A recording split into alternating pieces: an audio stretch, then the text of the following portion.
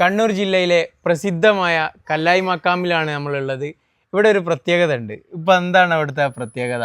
ഇവിടെ ആയിരക്കണക്കിന് വർഷങ്ങൾക്ക് മുമ്പേ ചാലിയത്ത് അന്ത്യവിശ്രമം കൊള്ളുന്ന നൂറുദ്ദീൻ ഷേഖ് തങ്ങളുടെ കുടുംബങ്ങൾ താമസിച്ചിരുന്ന സ്ഥലമാണ് ഈ കല്ലായി. ആ മഹാനുഭാവൻ്റെ നേതൃത്വത്തിൽ അങ്ങ് തൊട്ടടുത്തുള്ള മലയിൽ നിന്നും കല്ല് മുറിച്ചുകൊണ്ട് ആദ്യത്തെ നിസ്കാരപ്പള്ളി ഇവിടെ പണിതാണ്. പിന്നെ അത് ജുമഅത്ത് പള്ളിയായി. പിന്നെ കാലക്രമേണ മാറ്റങ്ങൾ വന്നു.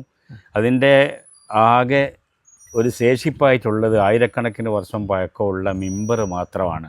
ബാക്കിയെല്ലാം പുതുതാക്കപ്പെട്ടു. അത്രയും കൊത്തുപണികളാൽ എന്ന് പറഞ്ഞാൽ ഇന്ന് ഒരു ആശാരിമാർക്ക് പോലും, കരവിരുതുള്ള ആശാരിമാർക്ക് പോലും ചെയ്യാത്ത രീതിയിലുള്ള അത്ഭുതകരമായ കരവിരുതാണ് അതിൽ കാണിച്ചിരിക്കുന്നത്. ഓരോ കൊത്തുപണികളും നമ്മൾ എടുത്ത് പരിശോധിച്ച് നോക്കിയാൽ ദിവസങ്ങളോളം വേണ്ടി വരും.